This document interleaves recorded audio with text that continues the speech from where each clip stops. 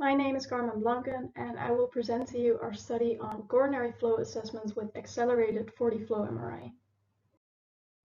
We know that coronary flow assessment is feasible by MRI.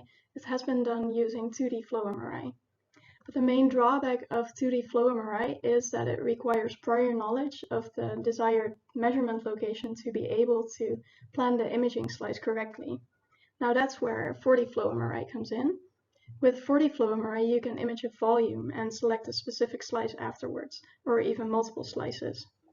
But coronary flow measurements with 4D flow MRI has never been reported. The main difficulty with it is that the small size of the coronary arteries necessitates a high spatial resolution, leading to long scan times, and this can lead to poorer image quality due to patient motion. Now, the good news is that in our group, a highly accelerated 4D flow MRI sequence was developed, which allows for high spatial resolution at reasonable scan times. Therefore, the aim of this study was to investigate the feasibility and repeatability of highly accelerated, high spatial resolution 4D flow MRI for blood flow quantification in the left coronary artery of healthy subjects at rest. We scanned 15 subjects and first acquired a Dixon water image to plan the 4D flow MRI on. And the 4D flow MRI was obtained in a scan-rescan manner for repeatability testing. Now here are some of the settings. We scanned with an acceleration factor of 15, which allowed for high spatial resolution at a scan time of around 12 minutes. I will now show how we performed the flow and velocity measurements. We first made a longitudinal cross-section of the LCA, resulting in a coronal view, and then placed 5 measurement planes perpendicular to the LCA, resulting in cross-sectional images in which we contoured the LCA and also placed reference contours in the pericardial fat next to it.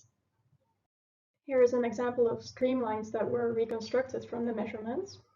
Now please note that we only measured during mid-diastole, since during systole the contractional motion of the heart corrupted the image quality such that we could not identify the LCA. But diastole is actually the period of interest, since the coronary flow is highest during diastole.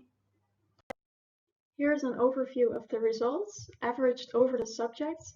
So we measured flow and velocity in the left coronary artery, and in the pericardial fat, we don't measure much, as expected. Now let's look at the mean flow and velocity values in the LCA. If we compare it to what we would expect, then the measurements are a bit low. So we are not there yet. But looking at the peak diastolic velocities we measured, they actually come quite close to values reported in echocardiographic and 2D flow MRI studies. Then looking at scan-rescan repeatability, some blend Altman plots with coefficients of variation below. What we are most interested in is the repeatability of the flow measurements, since what we eventually want to measure is the coronary flow reserve. That's this ratio. So we will then not only measure flow during rest, but also during maximal vasodilation. And this ratio has great prognostic value. In healthy people, it's around 4 to 5. In patients, it's around 2. Now with this in mind, let's look at the graph again. Our results indicate that we are able to detect differences of at least 0.67 milliliters per second. Now the differences we expect to see between maximal vasodilation and rest are way higher than this, so we will be able to pick up on them. What we can conclude from this study is that non-invasive quantification of diastolic LCA flow is feasible with the use of highly accelerated 4D flow MRI. We were only able to measure during mid-diastole, but this is sufficient for CFR measurements, and our results indicate that the repeatability is acceptable for this purpose. The spatial resolution is not good enough for measurement in the smaller LCA side branches and the right coronary artery yet, because of partial volume effects.